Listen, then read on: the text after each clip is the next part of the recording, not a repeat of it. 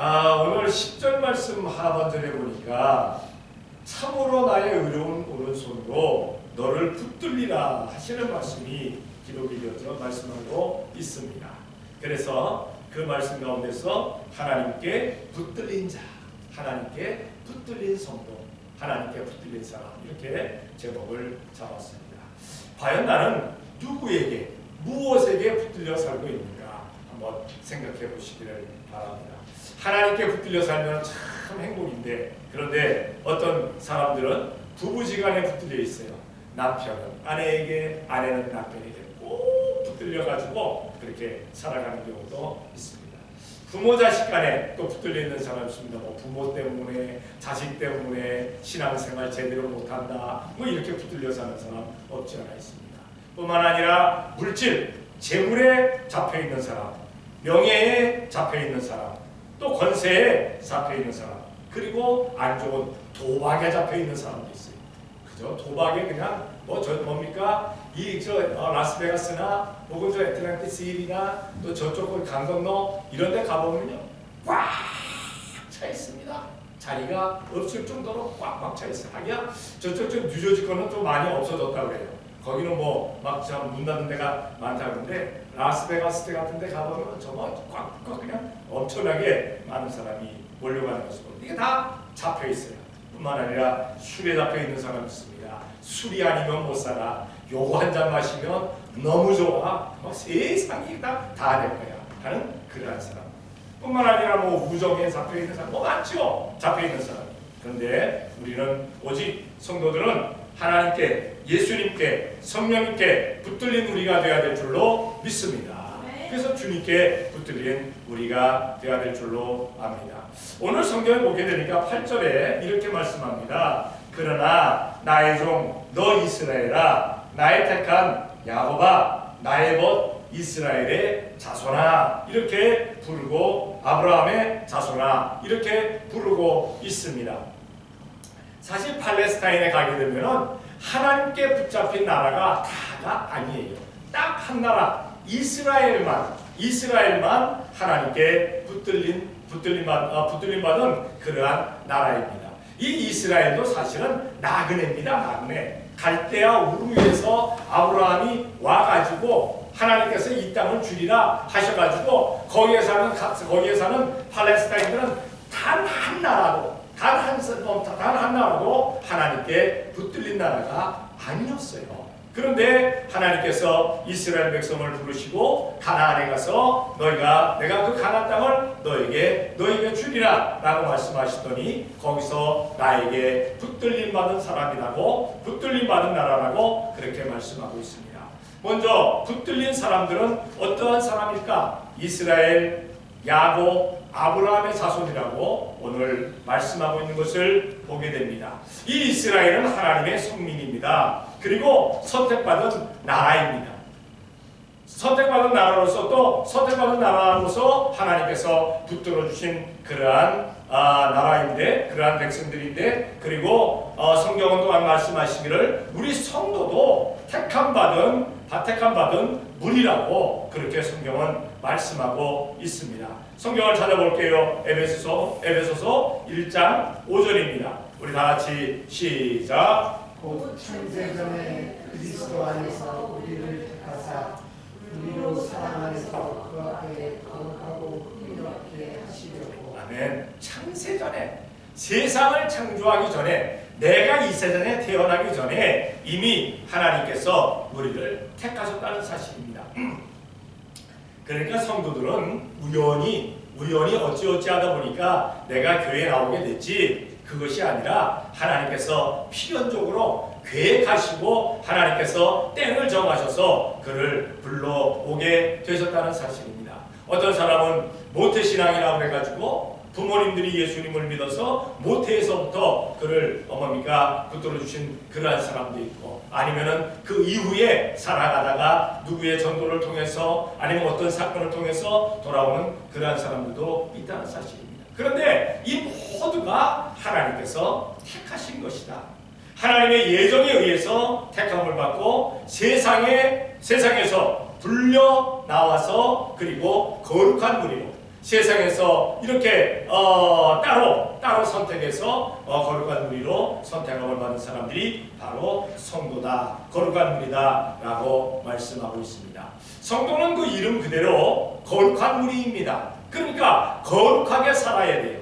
그런데 우리가 거룩하게 살라고 하지만은 우리 주위에 거룩하지 못한 것들이 참 많잖아요. 참 많아요. 이스라엘도 사실은 이스라엘 백성을 하나님께서 성민이라고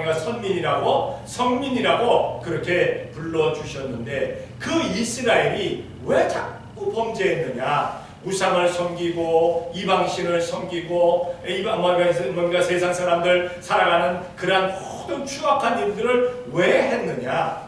이스라엘하고 근접해 있는, 이스라엘하고 맞닿아 있는 모든 나라가 하나님의 뜻대로 살지 않았던 거예요. 하나님 나라로.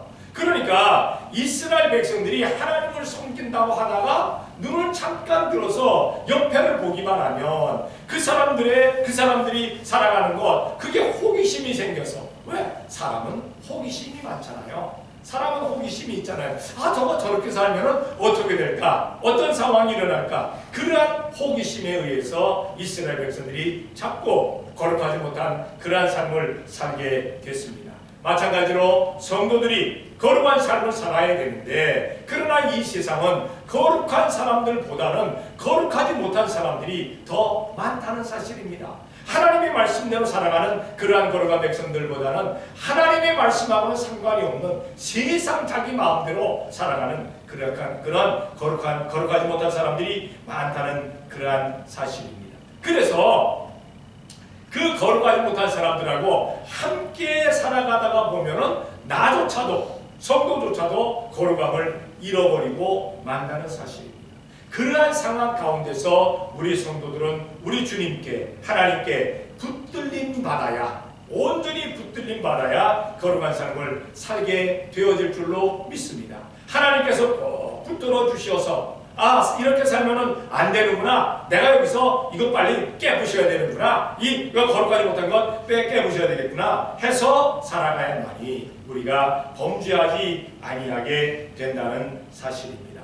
하나님께서 우리를 붙들어 주시지 않으면은 우리는 죄악 가운데 빠질 수밖에 없게 된다는 사실입니다. 우리는 오직 하나님께 붙들린 성도들이 되어야 될 줄로 믿습니다. 그리고 또 성경을 찾아보겠습니다. 갈라디아서 3장 9절입니다. 다 같이 시작. 그러므로 믿음으로 말미암는 자는 복을 받느니라. 아멘. 붙들림 받은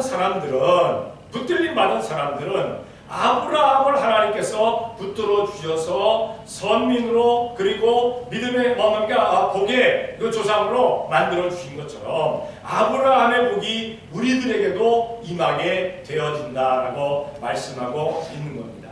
사실 이스라엘 백성들을 가만히 보게 되면요, 그 성격이나 그 어떤 하는 그 행동들을 볼 때 결코 그렇게 복받고 살만한 그러한 사람들 아닙니다. 그래서 이스라엘 백성들 많이 욕을 먹어요. 돈벌레라고 얘기도 하고 많이 욕을 먹습니다만은, 그러나 하나님께서 그들에게 복을 주시지 않았다면 그들은 아마 세상에서 아주 뒤처지는 그러한 민족으로, 아주 왕따되는 그러한 민족으로 살아가고 있을 겁니다.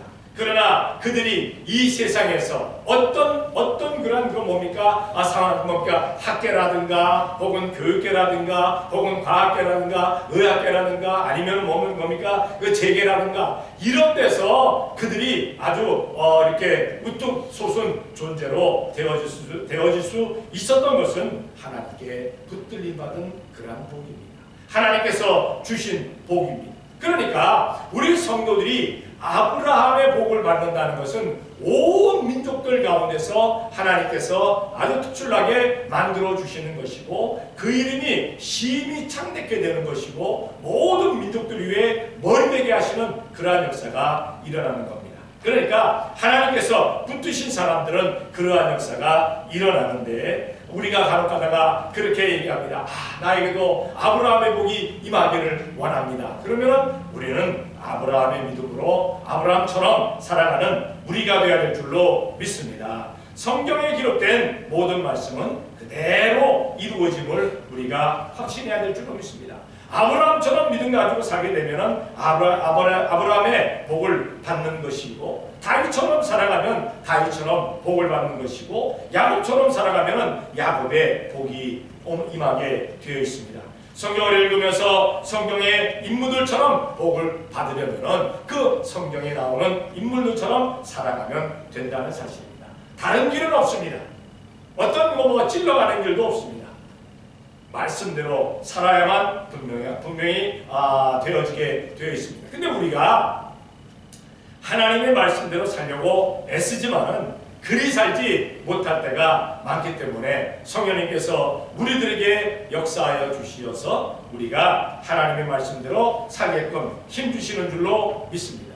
우리가 약하기 때문에 우리를 강하게 만들어 주신다는 사실입니다. 어쨌든 우리가 기억할 것은 우리는 주님께 붙들린 사람 되어서 정말 아브라함처럼 야곱처럼 그 외에 성경의 인물들처럼 그렇게 살아가면서 그러한 복을 받을 수 있는 우리 되게 해달라고 우리가 간절히 기도하며 열심을 다하는 우리 성도들이 되어야 될 줄로 믿습니다.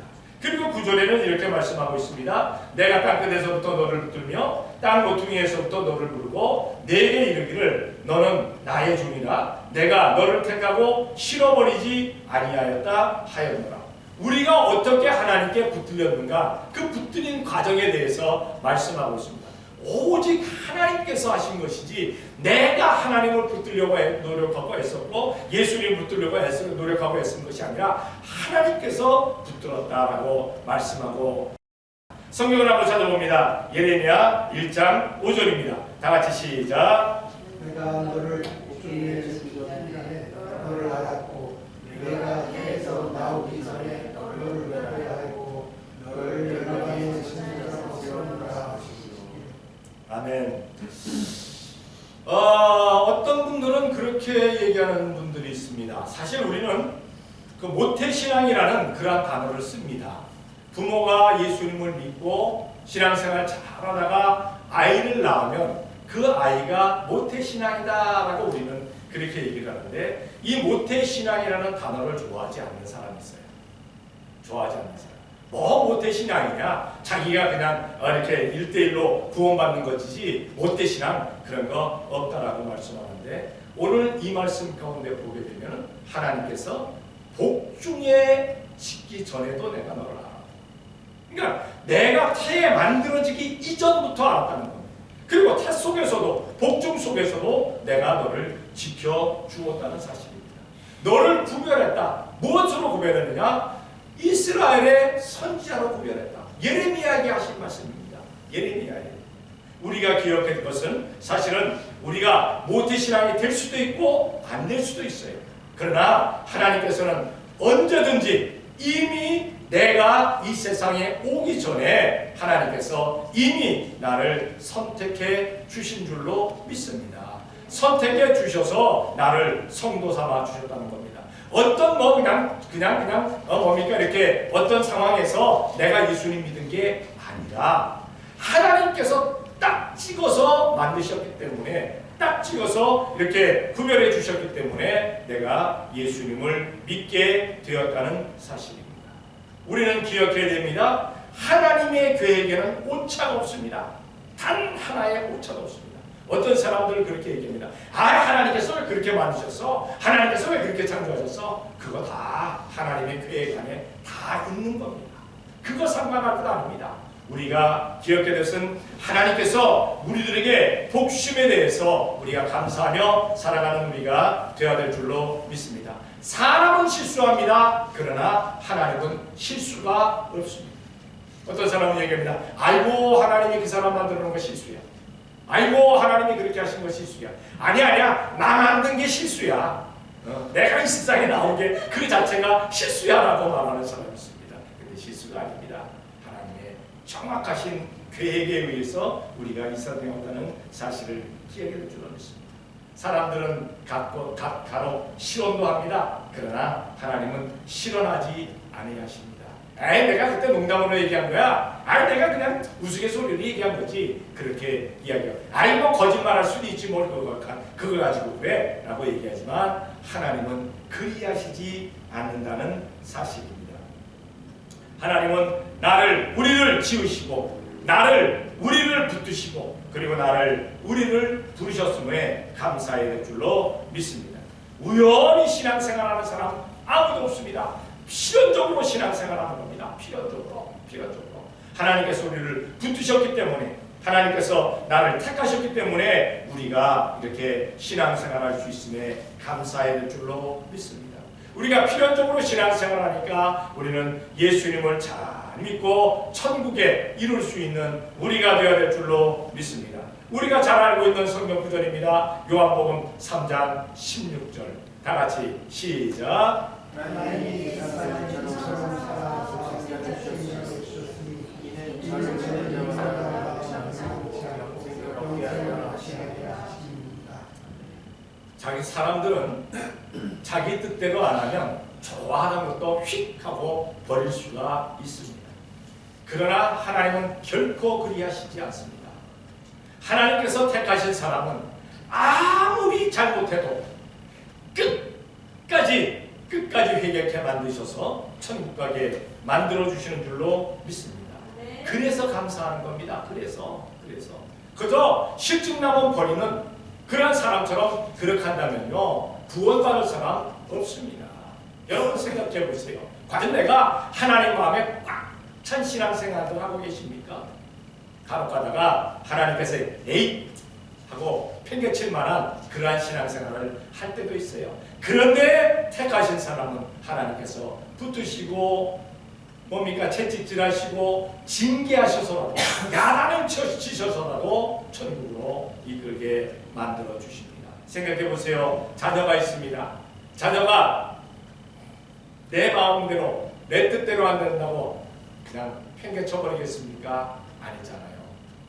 정말 때려서라도 야단을 쳐서라도 체벌을 해서라도 내 뜻대로 정말 올바른 그러한 삶을 살게 그렇게 애쓰고 노력하잖아요. 그렇게 하잖아요. 하나님께서 그렇게 하여 주신다는 사실입니다. 하나님이 우리를 사랑하는데 어느 만큼 사랑하느냐? 독생자 예수님을 십자가에 못 박는 정도까지 사랑하십니다. 나 때문에, 우리 때문에 예수님께서 십자가에 못 박혀 돌아가셨습니다. 그 정도로 사랑하십니다. 그 정도로 사랑하시는 하나님의 사랑, 그 사랑은 변치 아니하는 사랑이라는 사실을 우리가 기억해야 될 줄로 믿습니다. 하나님은 오래 참으십니다. 하나님은 영원히 사랑해 주십니다. 그 하나님께 감사하며 살 수 있는 우리가 되어야 될 줄로 믿습니다. 하나님의 사랑이 오늘도 우리를 붙들고 있습니다. 하나님의 사랑. 지금 우리가 숫자가 이렇게 얼마 없습니다만 그래도 하나님께서 우리 교회를 붙드시고 우리 성도들을 사랑하시고 붙들어 주시는 줄로 믿습니다. 마지막으로 그 붙들린 결과가 무엇이냐? 하나님께 붙들린 결과가 무엇이냐? 10절에 이렇게 말씀하고 있습니다. 두려워 말라, 내가 너와 함께 함이니라. 놀라지 말라, 나는 내 하나님이 됨이니라. 내가 너를 굳세게 하리라. 참으로 너를 도와주리라. 참으로 나의 의로운 오른손으로 너를 붙들리라 말씀하고 있습니다. 두려워하지 말아라, 놀라지 말아라. 내가 굳세게 만들어주겠다. 내가 도와주겠다. 그리고 다시 강조해서 참으로 나의 의로운 오른손으로 너를 붙들어 주겠다 라고 말씀하고 계십니다. 붙들린 자의 결과는요, 여호수아 1장 5절을 한번 찾아보겠습니다. 여호수아 1장 5절입니다. 다 같이 시작. 너의 평생에 너를 누구지 당한 자 없으리니 내가 너와 함께 있었던 것 같이 너와 함께 있을 것이라. 내가 너를 떠나지 아니하며 버리지 아니하리니. 아멘. 여호수아는요, 이스라엘 백성들이 금송아지 만들어 놓고 그 앞에서 춤추며 노래할 때도 여호수아는 모세하고 함께 있었어요. 모세가 시내산에 올라가서 40일 금식하면서 그 계명을 돌비에 계명을 새겨줘서 내려올 때도 여호수아는 같이 있었어요. 하나님의 놀라운 역사가 모세에게 역사를 할 때 여호수아는 목격한 사람이에요. 가장 가까이에서 목격했습니다. 아론도 미리암도 제사장들도 레위 사람들도 이스라엘들 열한 지파도 다 모세에게 역사하신 하나님의 역사를 봤다고 하지만 여호수아처럼 목격한 사람 없어요. 여호수아처럼 가까이서 본 사람 없어요. 그런데 그 모세가 세상 떠나고 나서 하나님께서 여호수아에게 가나안을 정복하라고 말씀하시면서 자기가 섬겼던, 자기가 수종 들었던, 자기가 그렇게 받들었던 모세도 가나안을 정복하지 못하고 죽었는데 내가 어찌 가나안을 정복할 수 있을까? 라는 그러한 마음이 들어왔을 때 하나님께서 말씀하시기를 너의 평생에 너를 당할 자가 없으리니 내가 모세와 함께 있던 것 같이 너와 함께 있을 것입니다. 내가 너를 떠나지 아니하며 버리지 아니하리니 라고 말씀하고 있습니다. 하나님께 붙들린 사람들이 두려워하지 않을 수 있는 이유가 무엇입니까? 내가 너를 결코 떠나지 않는다. 네가 나를 떠나려고 몸부림치고 애써도 내가 너를 꽉 붙들어 줄 것이다. 내가 너와 함께 있는 것처럼 많이 보인다 할지라도 그것은 너의 착각이다.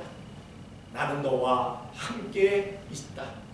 항상 너와 함께 있다라고 말씀하고 있는 것을 보게 됩니다. 어린아이는요, 부모가 자신과 함께 있으면요 아주 두려움 없습니다. 자기가 세상에 자기한테 자기를 누구도 이길 수가 없어요. 왜? 자기 아버지가 있으니까. 어린아이에게는 아버지가 그렇게 커 보여요. 그런데 아이들이 이제 점점 크다 보면은 부모가 점점 작아져 보여요. 그러면은 세상 사는 두려움을 느끼게 됩니다. 하나님은 만유보다 크십니다. 하나님은 온 우주 만물을 창조하셨습니다. 그 하나님이 우리와 함께 계시는데 무엇을 두려워하겠어요? 만약에 두려워한다면 하나님이 나와 함께 하심이 안 믿어진 거예요. 그 믿음이 흔들린 거예요. 하나님이 담대하라 하시면 우리는 아멘 하고 담대할 겁니다.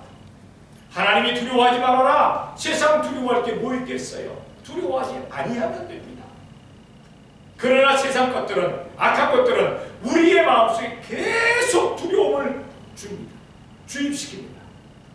야, 빨리 하나님 계시는데, 야, 하나님보다 특겠다.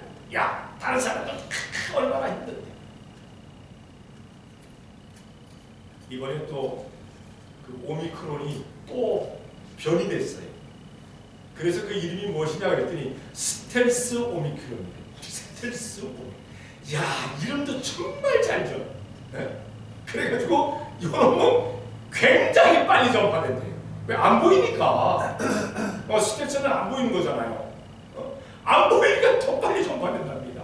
그래가지고 무증상들이 엄청나게 늘어나는 거예요. 그런 얘기 했잖아요. 오미크론 걸려가지고 증상이 있는 사람은 5명 가운데 1명이고 오미크론이 걸려가지고 증상이 없는 사람은 2명 가운데 1명이에요. 그러니까 우리 여기 지금 몇 명 있습니까? 현재는 이렇게 있지만은 그러니까 이 2명 가운데 1명이라면 우리 지금 다 걸려 있어요. 얼마나 걸릴지 몰라. 그런데 우리는 두려워하지 않습니다. 왜? 하나님이 함께 해주시니까. 하나님이 함께 해주시니까. 세상 사람들도 뭐 약 백신이나 뭐 이런 거 맞으면서 요즘 이제 그 뭡니까? 코로나에 걸리면 먹는 약을 지금 개발했다고 그래요. 그런데 나빠요. 왜 나쁘냐? 먹는 약을 개발했으면 걸렸다 그러면 무조건 죽으면 되잖아. 먹고 뭐라는 줄 아세요? 3일인가 4일 동안 아파야 준대요. 아파야 처방 내려준대. 말이 됩니까? 말이 안 되는 얘기지. 아니, 발견했으면, 개발했으면, 병 걸린 것처럼 생각이 들면 그 사람이 가서 마음대로 사먹게 만들어야 돼. 뭐 그게 무슨 부작용이 일어날 건지 모르지만 3, 4일을 알아야 준대. 그러면 3, 4일 아프면은요, 아픈 거 다 아픈 거예요, 이미. 요즘은 뭐 오미크론 걸리면 5일이면 끝난다며요. 5일만 뭐 욱신욱신하다면 끝난대요. 스트레스는 더 하대요. 더 빨리 간대요. 왔다가 그냥 가버린대. 그러니까 걸린 것 같다. 느낌이 그렇다고 해서 약 달라면 얼른 죽으면 되잖아. 약 먹고 낫게 하면 되잖아요. 참 신기해요. 어쨌든 신기해요. 뭐 약 먹고도 낫는다는데 하나님께서 역사하시면 뭐 안 낫겠어요? 다 낫지. 어쨌든 뭐 우리는 두려워하지 않습니다. 하기야 조심은 해야 합니다. 조심은 해야 돼요. 조심은 해야 돼요. 어쨌든 간에 하나님께서 두려워하지 말라 하시니까 하나님 계심을 믿어지면은 우리는 담대한 우리가 되어야 될 줄로 믿습니다. 세상 모든 것은 한계가 있어요. 그러나 우리 주님은 한계가 없으신 무한계입니다. 두려워할 이유가 없습니다. 성경을 한번 또 찾아볼게요. 요한복음 10장 29절입니다. 다 같이 시작. 저는 주신 내 아버지는 만나갈 것이니 아무도 아버지 손에서 빼앗을 수 없느니라. 아멘. 하나님보다 강한 것이, 하나님보다 귀한 것이 이 세상에 있다면 우리는 그쪽으로 옮겨야 합니다. 왜? 하나님보다 강한데, 하나님보다 크고, 하나님보다 귀하고, 하나님보다 복줄 수 있는 그러한 어떤 것이 있는데, 근데 하나님만을 섬긴다고 한다면 바보지요. 그런데 하나님보다 큰 건 없습니다. 만유보다 크다. 왜 만유보다 크다고 하셨느냐? 온 우주 만물을 창조하셨잖아요. 창조하시고 운행하시잖아요. 하나님보다 큰 것이 어디 있겠습니까? 하나님의 손에 붙들린 사람 빼앗을 수 없다고 했어요. 뿐만 아니라 예수님께서도 너희들을 내 손에서 빼앗을 자가 없다고 했습니다. 우리의 주님께서, 그리고 우리의 주인께서 그렇게 말씀을 하십니다. 간혹 가다가 우리만 의심을 합니다. 나만 의심을 합니다. 다른 사람 다 붙들어 주는데 나만 안 붙들어 주는 것이라고 그렇게 나만 의심을 합니다.